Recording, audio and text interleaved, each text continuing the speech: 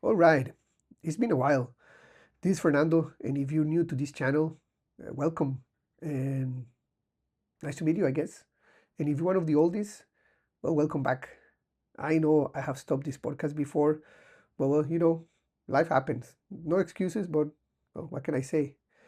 And I just want to, I don't know, come back, say a few words. No big agenda or anything, just to lower the expectations. You know what I mean? What brings me to this? Do you remember when you were like in your 20s?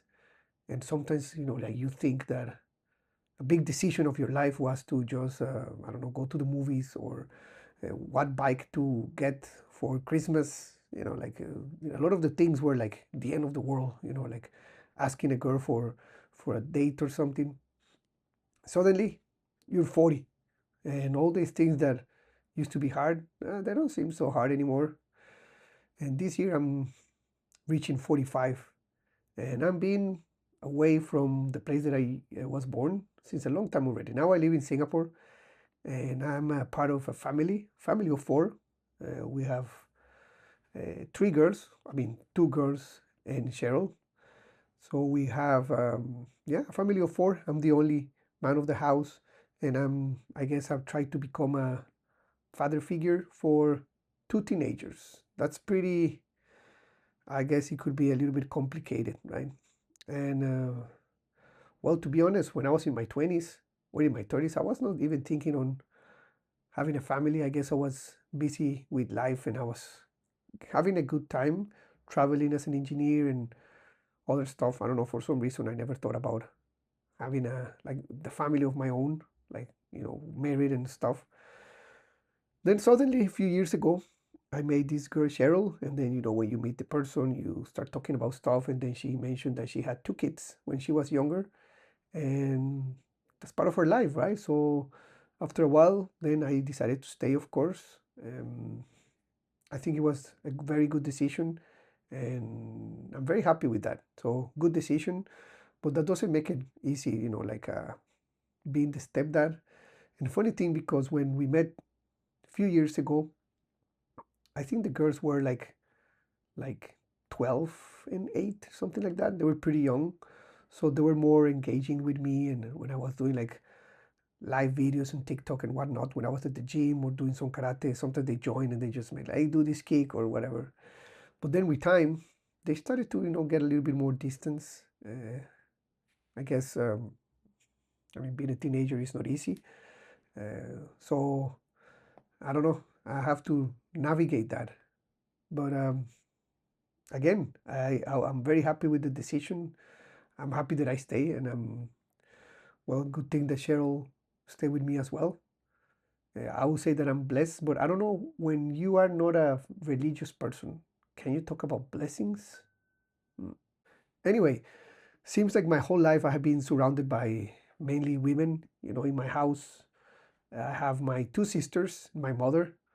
I have my other brothers and sisters from my father's side, but mainly girls. And now here in Singapore, I live with three girls, and then Cheryl has two sisters, and then the mother come visit. So we're just surrounded by girls. Then I think the hardest part is with the teenagers, of course, like trying to understand. I don't know, patience is not a problem for me, but the part of the silence and stuff like that, and the teenagers' energy is kind of confusing. You know, the moody part. But again, as I said, like being a teenager, it's very complicated. You don't know anything about anything. Even now, if I'm 40, sometimes I get a little bit lost with things. So imagine when you're like 15. Sometimes you think that the end of the world is like if your friends don't go to the same school that you choose. You know what I mean? Then the part of me being like a stepdad, I don't like that word, but yeah, I'm trying to assume the role. I like it. I think somehow unconsciously I found this type of family because I wanted, and since I didn't have my own kids, then why not to make a family that it was already pre-made? And I mean, some people say the bonds of blood and whatnot, but let me tell you that sometimes when you choose your family, even if it's not blood related. You can have very strong bonds. And I mean, what is family? I don't know. I have figures of family like my karate coach that we're not blood related, but he was a very good father figure for me, I would say. Anyway, being part of family with two girls, then basically you have to kind of show up that you care without showing up too much because they get annoyed. And also, I guess you have to give time so they can feel comfortable with you and whatnot. But yeah, I mean, pretty exciting life I have now. And I get myself into so many things, like training and martial arts and CrossFit and working at the bank and trying to do podcasts and I don't know, try to learn some stuff and play tennis and try to be a dad. And well, then this year I have in my bucket list to join flying school. So basically become a pilot. So yeah, a lot of the things are challenging, but it's a good challenge. Anyway, just now in December, I managed to bring my Singapore family to meet my Costa Rica family, and it was pretty cool. I mean, I enjoyed a lot. I just brought Cheryl in Sydney, the youngest, Nadia. She stay at home. I just wanted to have like some separate trips so they can not quarrel and get the attention from the mother because I think sometimes they kind of like fight for the attention. You know what I mean? I mean, I'm not giving any solutions or any answers or any parental advice. It's just things that I see. But I think it was a good idea. It was awesome. And we went to many places to visit. And then I realized a lot of difference that we have, like uh, cultural differences. You know, Costa Rican families are very different from Singapore families. And language barrier sometimes has to be hard, but good thing we all speak English.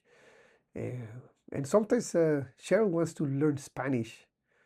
But we're living in Asia, and I don't think Spanish is something that makes sense to speak here. I mean, with the family, why not?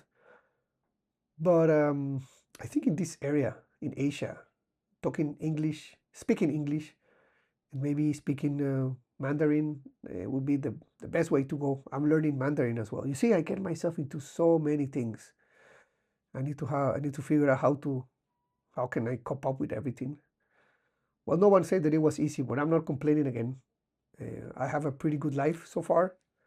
And funny thing, if I talk to my younger self back 10, 15 years ago, I would never imagine that I would be dealing with teenagers as my kids and choosing to have a family of my own.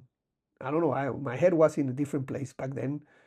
Um, I don't even know where to start when I was thinking. I never thought about family, and that's why I guess some of my relationships didn't go too well with uh, other ex-girlfriends. Uh, I mean, I had my share of bad decisions here and there. Nothing very, nothing very serious, I would say. But well, the important thing is, I think I'm focused. I'm focused now, and I'm happy about it. And now let's see with this if I can make a comeback. That would be great. So if you guys want to keep listening to my stuff, feel free to join.